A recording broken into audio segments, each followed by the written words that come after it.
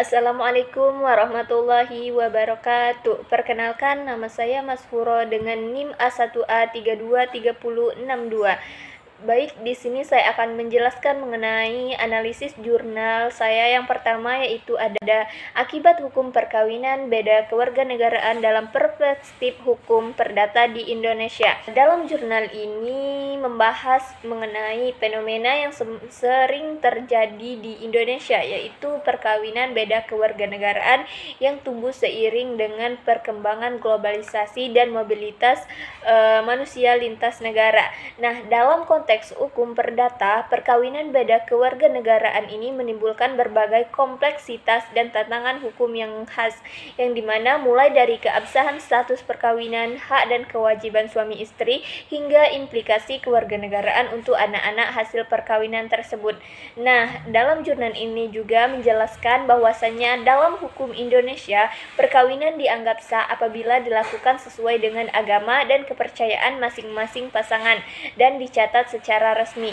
Namun, jika salah satu pasangan adalah warga negara asing, maka muncul tantangan mengenai hukum mana yang harus berlaku antara hukum Indonesia dan hukum yang berasal dari negara asing.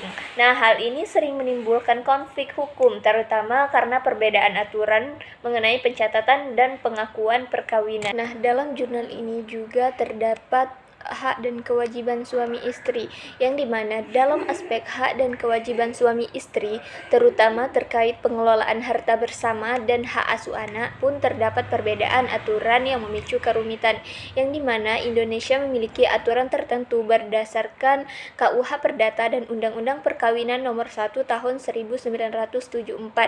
Namun, negara lain bisa memiliki aturan berbeda, seperti perjanjian pranikah yang tidak selalu efektif di Indonesia, yang dimana hak asuh anak sering dikaitkan dengan prinsip lex domisili, yaitu hukum negara asal tempat tinggal anak yang menjadi acuan, yang juga sulit diimplementasikan bila terdapat perbedaan ketentuan dengan negara pasangan.